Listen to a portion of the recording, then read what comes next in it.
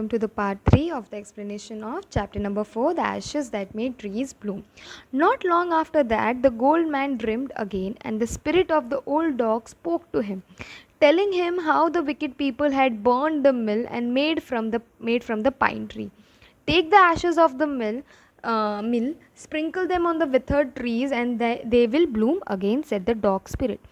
उसी रात वापस से सपने में गुड ओल्ड मैन के सपने में मुको आता है और मुको उन्हें बताता है कि किस तरीके से वो चालाक इंसानों ने वो मिल को पूरा तरीके से टुकड़े टुकड़े कर दिए और अब उसे जला रहे।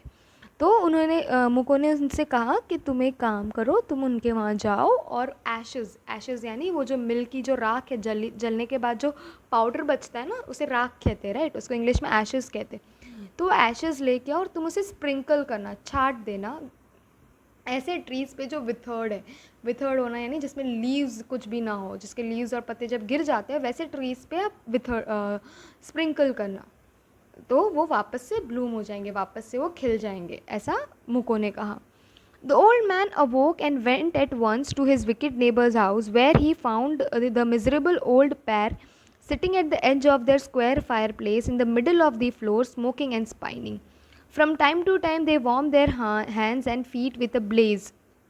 अब क्या होता है, ओल्ड मैन उठे और वो दूसरे दिन वो विकेड नेबर के घर गए। वहाँ पे वो क्या देखते कि वो लोग फायर प्लेस के पास बैठे, वो लोग स्मोक कर रहे और फायर प्लेस के पास बैठे और उसमें वो बीच बीच में ऐसे हाथ ऐसे आगे बढ़ा के खुद को गर्माहट भी दे रहे थे। Some bits of the mill while behind they lie a pile of the broken pieces, और उनके पीछे ही वो जो मिल और मोटार का उन्होंने जो टुकड़े टुकड़े किए थे वो पीसेस भी पड़े थे। The good old man humbly asked for the ashes. Though the covetous couple turned up their nose at him and scolded him as if he were a thief, they let him fill his basket with ashes. तो good old man ने प्यार से उन्हें पूछा कि मैं ये जो आप जला रहे हो उसकी राख मैं ले जा सकता हूँ। तो वो जो ग्रीडी कपल थे वो अपनी नाक चढ़ाने लगे और उसको डांटने लगे, जैसे ना वो कोई चोर ना हो, वो ओल्ड मैन कोई चोर ना हो, वैसे उन्हें डांटने लगे। फिर बोला ठीक है तुम ले जा सकते हो करके। फिर वो जो ओल्ड मैन थे उसने एक बास्केट में वो सारी राख भर दी। On coming home the old man took his wife into the garden. It being winter, their favorite cherry tree was bare. जैसे ही घर आए ओल्ड मैन अपनी वाइफ को लेके गार्डन में लेके जाते हैं और विंटर का टाइम था तो उनका जो फेवरेट चेरी का ट्री था वो भी पूरा बैर था, खाली था। He sprinkled a pinch of ashes on it and lo, it sprouted blossoms until it became a cloud of pink blooms which perfumed the air. The news of this filled the village and everyone ran out to see the wonder. उन्होंने बस एक pinch ही उस tree पे sprinkle किया, जैसे ही sprinkle किया पूरा जो ट्री था वो खिल उठा। एज वो एक चेरी ट्री था तो उसकी जो स्मेल थी वो पूरे ही जगह पर, पूरे ही एयर में फैल चुकी थी और ये बात पूरे गांव में ही बात फैल गई और गांव के सारे लोग वहाँ ये चीज़ को देखने आ रहे थे। The covetous couple also heard the story and gathering up the remaining ashes of the mill kept them to make withered trees blossom. Covetous couple को भी ये कहानी के बारे में पता चला तो उन्होंने क्या किया, बाकी की बची जो राख थी मिल की वो उससे उन्हें इकट्ठा करके साइड में रख दिया कि वो भी क्या करेंगे, withered trees को blossom करेंगे। The kind old man, hearing that his lord the daimyo was to pass along the high road near the village, set out to see him, taking his basket of ashes. As the train approached, he climbed up into the old withered cherry tree that stood by the wayside.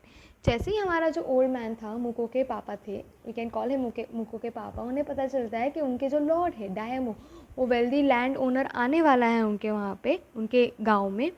तो वो जल्दी से वहाँ जाते हैं और जैसे ही देखते हैं कि उनकी रैली, उनका जो प्रोसेशन है पास आ रही है, तो वो एक विथर्ड चेरी ट्री, जो चेरी ट्री पूरा बैर है, उस चेरी ट्री के ऊपर चढ़ के बैठ जाते हैं राखों की बास्केट लेके।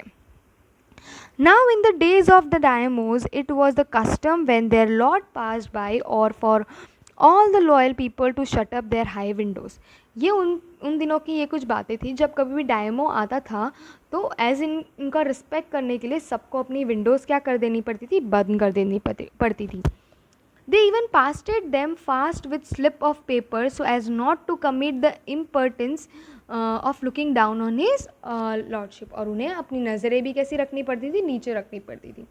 All the people along the road would fall upon their hands and knees to remain prostrate until the procession pass on. लोग रोड पर लेट जाया करते थे, जस्ट बिकॉज अपना सर झुका के वो लेट जाया करते थे कि वो अपनी रिस्पेक्ट उन्हें दिखाए। The train drew near. One tall, competent man marched ahead, carrying out to the people by the way, "Get down on your knees, get down on your knees," and everyone kneeled down while the procession was passing. और एक हट्टा गट्टा एक बड़ा सा आदमी वो procession के आगे ही चल रहा होता है, रैली के आगे ही चल रहा होता है, और वो चिल्लाता है, लोगों को कहता है कि अपने घुटनों पर बैठ जाओ, अपने घुटनों पर बैठ जाओ, लॉर्ड आ रहे हैं, अपने घुटनों पर बैठ जाओ। Suddenly the leader of the van caught a sight of the aged man in the tree, और वैसे ही उनकी नज़र पड़ती है जो मुको के पापा ट्री पे बैठे उन पे। He was about to call out to him in angry tone, but seeing he was such an old fellow, he pretended not to notice him and passed by. वो उन्हें गुस्से से डांट कर वहाँ से निकालने ही वाला था, बट उनकी इतनी एज देखकर उन्होंने उसे वहाँ पे कुछ बोला नहीं, उन्हें बस इग्नोर किया। So when the Daimo's plank drew near, the old man, taking a pinch of ash from his basket, scattered it over the tree. In a moment, it burst into blossom. जैसे ही डायमो का जो Planck था, वो जो रथ था, जैसे ही पास आया तो ओल्ड मैन ने क्या किया, वापस से एक पिंच लिया ऐश का और वो विथर्ड ट्री पे डाल दिया, और उसी मोमेंट पे वो क्या हो गया, वापस से blossom. The delighted Daimo ordered the train to be stopped and go out to see the wonder. और वो डायमो इतने खुश हो गए कि वो अपने प्लैंक से उतर के आए वो वंडर को देखने के लिए। Calling the old man to him, he thanked him and ordered presents of silk robes, sponge cakes, fans and other rewards to be given. He even invited to his castle. वो इतने खुश हो गए कि वो उस ओल्ड मैन को thank करने लगे और उन्होंने बहुत सारे गिफ्ट्स दे दिए, सिल्क रोब्स दिए, स्पॉन्ज केक्स दिए, फैंस दिए और दूसरे बहुत सारे गिफ्ट्स दिए, और साथ ही साथ उन्हें इन्वाइट भी किया अपने कैसल पे। So the old man went gleefully home to share his joy with his dear old wife. और old man happily अपने घर जाते हैं अपनी वाइफ से ये बात शेयर करने के लिए। Wait a second. But when the greedy neighbor heard of it, he took some of the magic ashes and went out on the highway. There he waited until a Daimo's train came along, and instead of kneeling down like the crowd, he climbed a withered cherry tree. जैसे ही वो greedy neighbor को इसके बारे में पता चलता है ना, तो वो भी magic ashes लेके हाईवे पे चला जाता है, वो भी ट्री पे चढ़ के बैठ जाता है। जैसे ही डायमो का वो जो ट्रेन है वो पास आता है तो सब लोग नील डाउन होके बैठ रहे हैं ना, तो वो तो विथर्ड चेरी ट्री पे बैठ गया। When the Daimo himself was almost directly under him, he threw a handful of ashes over the tree, which did not change a particle. The wind blew the fine dust in the noses and eyes of the Daimo and his wife. जैसे ही डायमो वो tree के नीचे पहुँचे तो हमारे वो जो wicked old man थे उसने हैंडफुल ऑफ एशेस डाला। जैसे ही उन्होंने हैंडफुल ऑफ एशेस डाला उस विथर्ड ट्री पे, तो इस बार कोई चेंजेस नहीं हुए, बल्कि क्या हो गया, वो जो एशेस थे वो हवा की वजह से उड़ते हुए डायमो के आँखों में और कानों में सब चले गए थे, नाक में उनके और उनके वाइफ के चले गए थे। Such sneezing and choking, it spoiled all the pomp and dignity of the procession. वो स्नीज करने लगे, चोक करने लगे, तो वो पूरी जो रैली थी, पूरी जो प्रोसेशन थी वो ख़राब हो चुकी थी। The man whose business it was to cry, "Get down on your knees," seized the old fool by the collar, dragged him from the tree and tumbled him and his ash basket into the ditch by the ground. Then beating him soundly, he left him for dead. और जो इंसान था हट्टा लंबा सा चौड़ा सा इंसान था जिसका काम था सबको नील डाउन करवाना, वो इंसान ने वो विकेड ओल्ड मैन को उठाया, उसे एक गड्ढे में फेंका और उसके बास्केट को भी फेंक दिया और उसको तब तक मारा जब तक वो मर नहीं गया।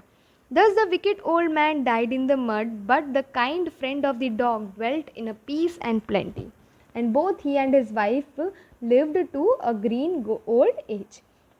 अब क्या होता है, वो विकेड ओल्ड मैन तो वहाँ मर जाता है, बट वो जो मुको के मम्मी पापा थे जो मुको के ध्यान रखते थे, वो लोग बहुत ही आराम से अपनी पूरी ज़िंदगी उन्होंने निकाली और वो बहुत लंबे टाइम तक उन लोगों ने वो लोग जिए। Okay, so this was explanation of chapter number 4, the ashes that made trees bloom. I hope you understood well. Thank you.